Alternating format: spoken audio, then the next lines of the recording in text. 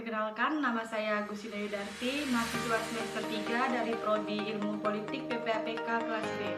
Tujuan dibuatnya video ini untuk memenuhi salah satu tugas kuliah dari Bapak Firdaus, SIP Ensos, selaku dosen pengampu mata kuliah Pemikiran Politik Indonesia.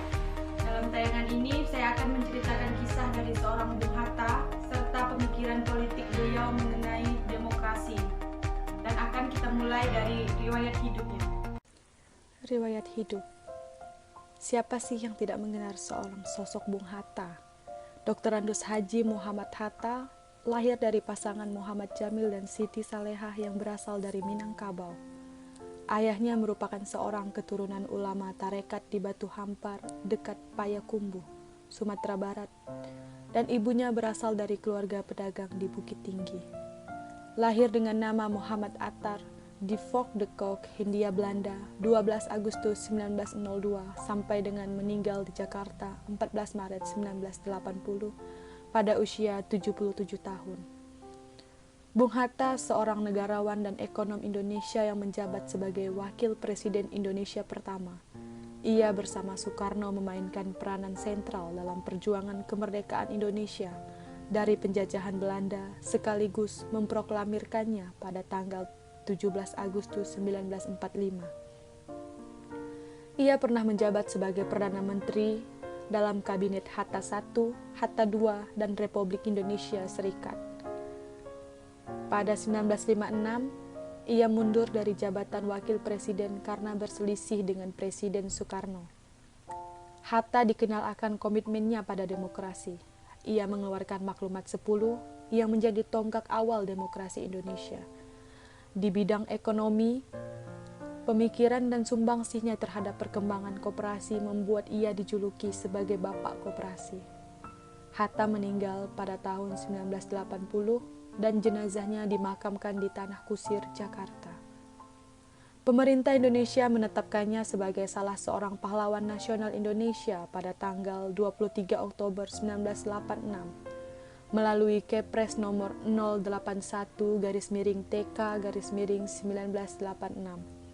Namanya bersanding dengan Soekarno sebagai Dwi Tunggal dan disematkan pada Bandar Udara Soekarno-Hatta. Di Belanda, namanya juga diabadikan sebagai nama jalan di kawasan perumahan Zuidelpolder Horle. Karya-karya Bung Hatta. Semasa hidupnya, Bung Hatta telah menghasilkan lebih dari 800 karya tulis dalam bahasa Indonesia, Belanda, maupun Inggris. Kumpulan hasil karya ini kemudian dibukukan ke dalam 10 buku. Yang pertama berjudul Kebangsaan dan Kerakyatan, yang kedua Kemerdekaan dan Demokrasi, yang ketiga Perdamaian Dunia dan Keadilan Sosial, yang keempat Keadilan Sosial dan Kemakmuran, yang kelima, sumber daya ekonomi dan kebutuhan pokok masyarakat.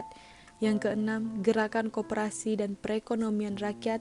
Yang ketujuh, filsafat, ilmu, dan pengetahuan. Yang kedelapan, agama, pendidikan, dan pemuda. Yang kesembilan, renungan dan kenangan. Dan yang kesepuluh, surat-surat. Sumbangsih Bung Hatta untuk kemerdekaan Republik Indonesia.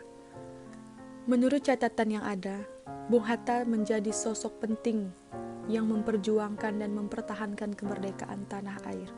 Sebab Bung Hatta sosok yang merumuskan teks proklamasi kemerdekaan Indonesia bersama dengan Soekarno dan Ahmad Subarjo. Jadi, tak heran, tanpa jasa Bung Hatta, Indonesia tak akan bisa menjadi negara yang merdeka seperti saat ini. Pria berdarah Minang ini turut menyumbang kalimat pertama untuk teks proklamasi.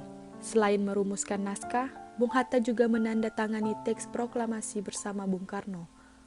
Dalam upacara proklamasi, Bung Hatta dengan pakaian serba putih turut mendampingi Soekarno dalam upacara proklamasi. Kala itu, para pemuda mendesak Soekarno untuk segera membacakan teks proklamasi. Namun, Soekarno menolak membacanya jika Bung Hatta belum hadir. 5 menit sebelum upacara, Bung Hatta akhirnya hadir dan mengikuti upacara. Setelah melangsungkan upacara proklamasi, Bung Hatta resmi dilantik sebagai Wakil Presiden pertama di Indonesia. Saat itu, Bung Hatta bertugas dengan Soekarno yang menjabat sebagai Presiden Indonesia. Usai menjadi wakil presiden, peran Bung Hatta makin moncer dalam memperjuangkan Indonesia. Di konferensi meja bundar, lantaran Belanda masih enggan mengakui kedaulatan Indonesia, Belanda masih berupaya merebut Indonesia lewat agresi militer hingga perjanjian internasional.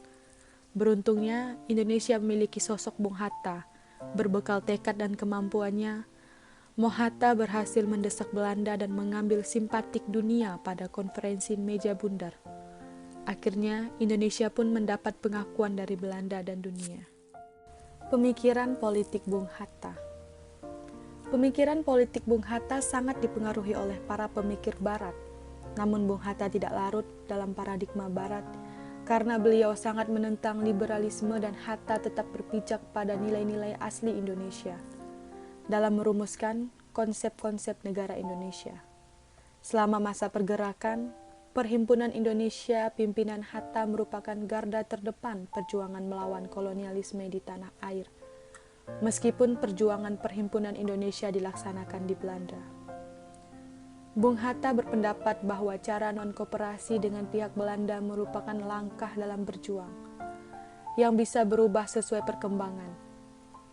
Sikap non-koperasi Hatta dengan Belanda diperlihatkan saat beliau berada dalam masa pembuangan di Bovendigul. Sikap kooperatif juga dilakukan Hatta saat pendudukan Jepang di Indonesia. Bung Hatta dan Bung Karno bersedia bekerja sama dengan Jepang diantaranya melalui organisasi Putera. Bung Hatta sangat berperan penting bagi pembentukan negara Indonesia. Pemikiran politik Bung Hatta mengenai demokrasi menunjukkan cita-cita tentang keadilan sosial adalah saripati dari nilai-nilai Timur dan Barat yang mengkristal dalam membentuk visi Hatta mengenai masalah-masalah politik kenegaraan.